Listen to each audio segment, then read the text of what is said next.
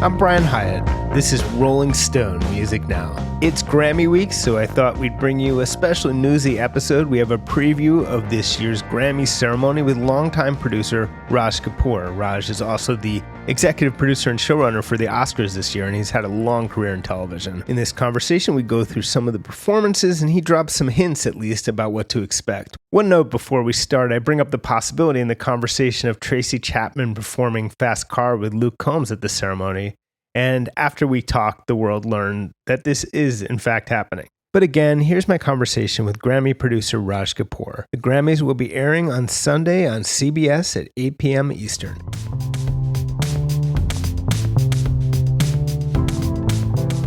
This must be a frantic time for you. It is. We are about to start rehearsals tomorrow. I was wondering if there was any sort of particular mission statement for this year's Grammys. There really isn't a special kind of theme, but what actually happened this year was just a kind of a byproduct of the nominations. There's so many amazing women that were nominated this year. And so when you look at those categories, it's just a testament to the artistic achievement and excellence in music that was so female-driven this year. And I think that's the story. We almost considered doing an all-female Grammy show this year because there were so many female nominees. It's going to be an amazing night, that's for sure, just based on who has all the big nominations. Actually, something you batted around, just women? We did. And yeah, we definitely looked at it from Taylor, Olivia, Billie, SZA, Dua, Victoria Monet, Boy Genius, Lana Del Rey. And in country, you have Lainey Wilson, you have Kelsey. There's amazing women in so many categories. And even Joni Mitchell getting a nomination this year, which I'm sure you saw. She's performing for the very first time ever on the Grammys. She's never performed on the show before. Joni is very exciting, no doubt.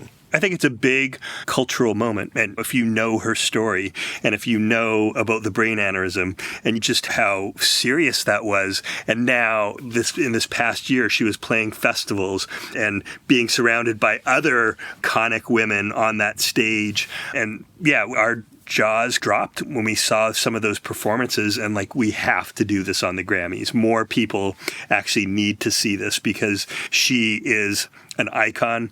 It was months in the making, and we are just so thankful that she will be joining us. What can you tell us about that performance specifically? Will Brandi Carlile be involved? What should we expect? Yeah, it is a very star-studded performance. Brandi is involved. She will be joined by Allison Russell, Sista Strings, Lucius, Jacob Collier, Blake Mills. I suppose you don't want to say what song it will be. It will be a song that I think everybody knows, and if you are a Joni Mitchell fan, it's the song that you want to hear. As long as I'm asking hard questions, are you willing to say who will open the show or at least give us a hint? It's an absolutely huge performance. It's going to have a ton of energy to it. We've done full stage performances in the past few years, but there's a few times in the show this year that they are completely full stage. We redesigned our stage, and so the ability to actually have bigger bands, more dancers on stage, more production. We've reinvented that for this year's show. And so we are opening with a bang, and we are using the full stage. In memoriam section is always a challenge and always a big moment. This year, we've lost a lot of people. What can you say about your thinking for that? So we will be announcing that very soon, but it is an incredible segment. Right now, it is 16 and a half minutes of nonstop music. Tragically, we've lost some amazing icons in the music industry. We will do our best to honor as many of those as possible.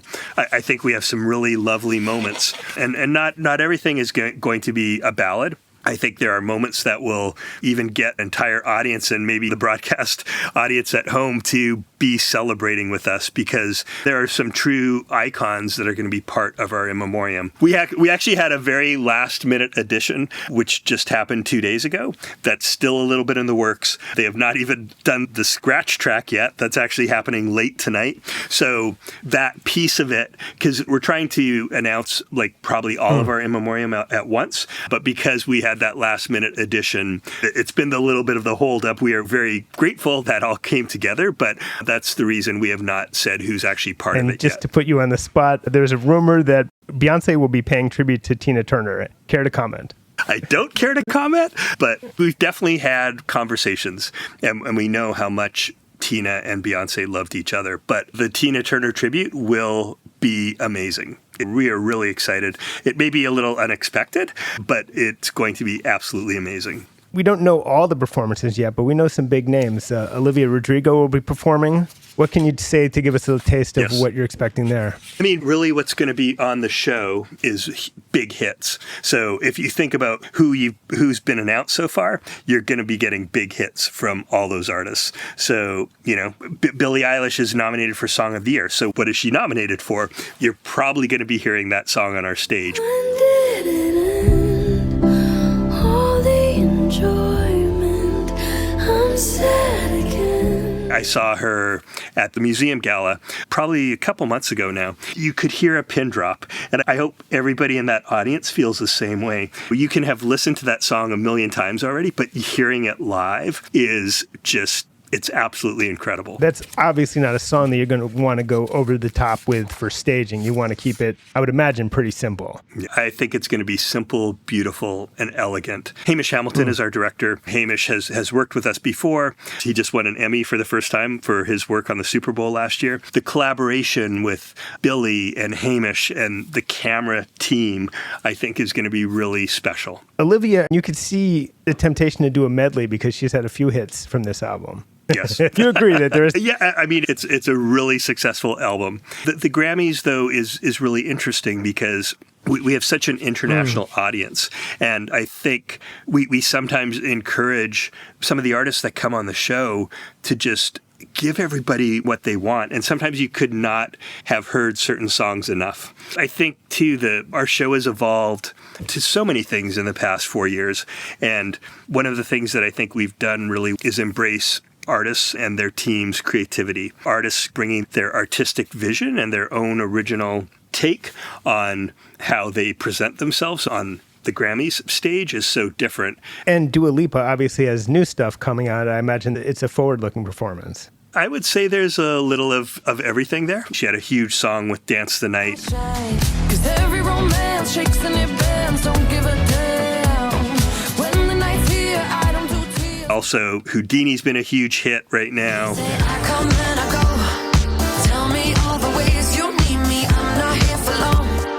Catch me or I go. I think there's so many great things happening around Dua, and she loves choreography. She loves production. I saw 2 dates of Travis Scott's current arena tour, and it's a pretty overwhelming sensory experience. So how do you get across this sort of Travis Scott live experience on an award show? Visually, I think it's going to be really exciting. He's doing something big. When you look at that tour and stuff, he has this kind of larger-than-life presence, and I think he's bringing some of that to the Grammys. I feel like that energy that he brings to his fans, it's going to be the same on the Grammy stage. He's very particular in his live performances, and I think we're getting a piece of that tour and that energy and that vibe. Are you going to bring that giant head from his tour? Because that's the best thing. We talked about it. It was in one of the creatives, that's for sure. It's really impressive. And Burna Boy's done some great TV performances. What are your thoughts there? Burna Boy is something that we are really excited about. It's the first time that Afro beats are on the Grammy stage. There was a new award for African music this year, and I think it just speaks to the presence and the importance of global. Like the way that Latin music broke out in North America and all around the world, I think we are seeing so many African artists really being celebrated, and the collaborations that are happening and just the outpouring of love of that music form is changing so fast. Burna has been so successful all around the world, but we've never had him on the Grammy stage. And I think it's going to be a huge moment for us. Fatima Robinson, who has been a producer for us, she just did The Color Purple. She worked with Beyoncé on her Renaissance tour. So Fatima is actually creative directing that performance. And I think it's going to be a beautiful celebration of African culture and really showing just this art form that has not had that opportunity before on our show. Yes, I think we've seen some Afro beats performances on a few other shows, but I think this is going to be extremely captivating. It's Burna's band, who sounds fantastic. There's dance elements, there's additional singers. That performance features 21 Savage and Brandy, and it's going to be huge. stage. It's going to get everybody on their feet, I promise. Now, with Luke Combs, it would be pretty exciting to get Tracy Chapman on board to do Fast Car with him. Really would. I am not denying that fact, that it would be extremely exciting. And Luke, congratulations to Luke. And just the impact of that song and the legacy of that song is, it's really extremely special. All I can say is, in our show, all the performers and presenters that have been announced, and even after all the announcements come out, we still not be done, because the show is packed with some really great moments. There's going to be some surprises on the stage. We do our best to create moments that even hopefully take those other artists in the room by surprise, because there really is just that feeling that happens, and that tingly sensation is like, oh my God, I cannot believe I'm actually seeing that person, or I've missed that person so much. And when we announced Billy Joel, I don't think he's been on the show for 30 years. Us being able to interact with Billy Joel and find another Grammy moment for him and celebrate him for who he is and his legacy. And we do have other moments planned in the show. There will be things that I think everybody will be talking about that night and into the next day. He has his first new song in many years.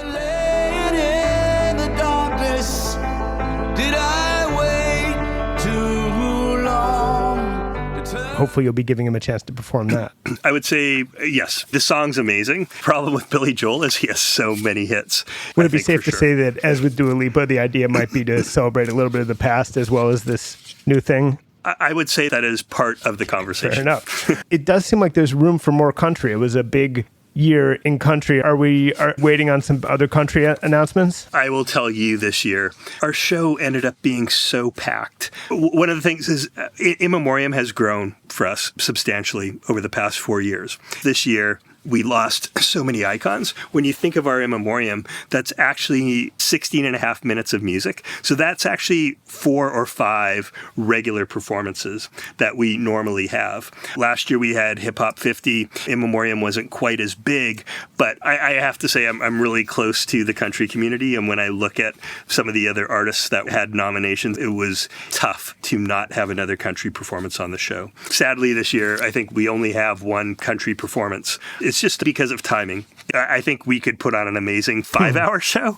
with just the people that had nominations and stuff, but we do our best to stick with our time frame. One of the artists who had the biggest year last year and a favorite here at Rolling Stone is SZA. What can you tell us about that performance? I'm really excited to see SZA. Just artistically, the amazing year that she has had. SZA's been on our show before, but SZA being the most nominated artist and her performing on the show now we're getting a different SZA. I've seen some of the rehearsals, and it's exciting, it's big. It really shows a lot of just artistic excellence when she's going to deliver something that other people don't. And that's one of the really unique things about the show this year is all the performances are really unique. They have a very unique vibe. The tempos are so different as we go through the show. There's some classic hits, but then there's things that are completely new. Say there might be some guests during SZA set? We may have a surprise in there. There's honestly surprises throughout the entire night. They will pop up at the most unexpected times. And yes. You two in the Sphere, I guess the idea is you're confident that you can convey some of the specialness of that through a TV broadcast. They were one of the stories of the year this year. Like the Sphere, and just how that registered on social media, and how so many people were excited to see that show, and how many people went to Vegas to go see it. And so, when we started talking to them, we were very intrigued by the idea of being able to do something with them and show off this kind of landmark venue. Because, again, I think the Grammy audience is so different, and we're global, and there's a lot of people that have not seen the magic of the Sphere yet. One thing that's interesting is between Joni and U2 and Billy Joel, they're not dominating the lineup or anything, but you haven't shied away from veterans. No, it was a year. We try to be really balanced, but I think that is one thing about the music community is I think there's such a respect for people that have become before them, right? And it's who you listen to as a child or who your parents listen to. When we have legends on the show, like Brandi Carlile so loves Joni Mitchell. She just has this deep appreciation for her as a songwriter, as an artist. They are so connected together, and they have this mutual appreciation and love for each other and support. And so that is one of the reasons why we have some of these legends returning to the Grammy stage. We might expect Billie and or U2 to be accompanied by younger artists. U2 is definitely a standalone performance. Obviously, Taylor Swift will be there. She'll be in the audience. I assume that obviously you would love to have her performance, but it's just tricky. She has her Tokyo shows. It's not easy to arrange that. No, we've had a lot of last minute things come in on the show. Sometimes they've happened days before, and we're always open to the idea. Again, there's a piece of In Memoriam that literally started happening less than 48 hours ago, and it's big and it's magical. Sometimes it's all about timing, or somebody changes their mind. Sometimes people feel, I can't do it because of my touring schedule, or I can't do it because I have other obligations, or I'm filming this.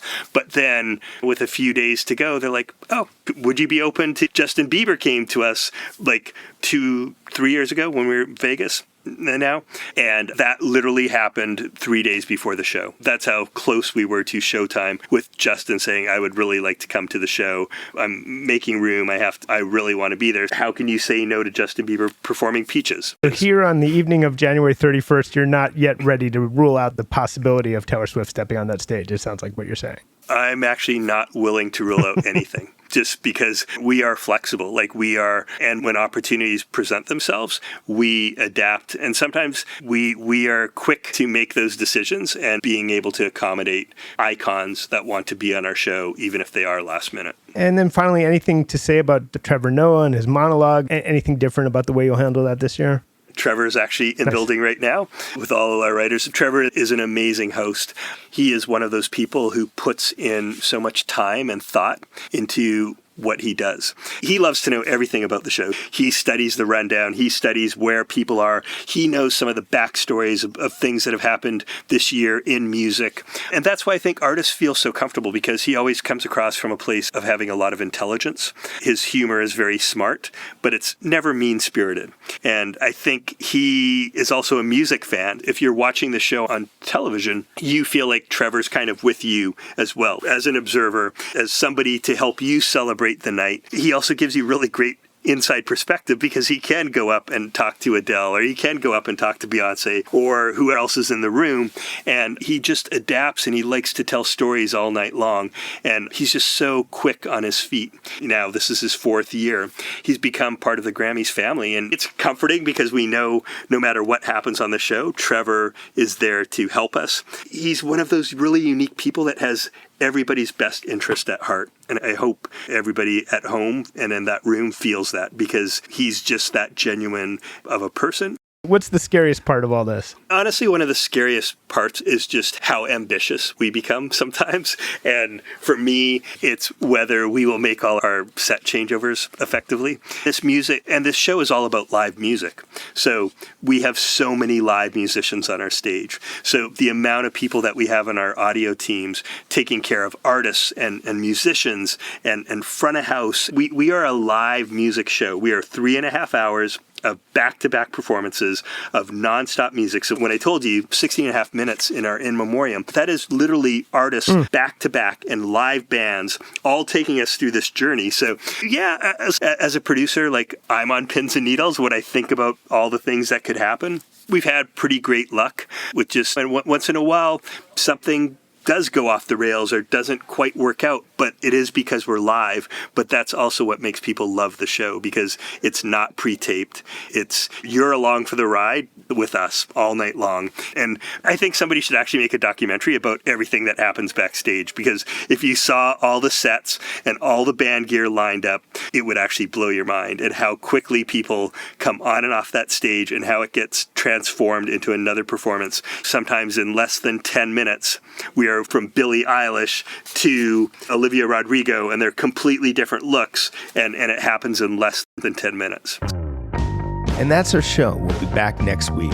In the meantime, subscribe to Rolling Stone Music Now, wherever you get your podcasts. And please leave us 5 stars and a nice review on Apple Podcasts and Spotify, because that's always appreciated. But as always, thanks so much for listening, and we will see you next week.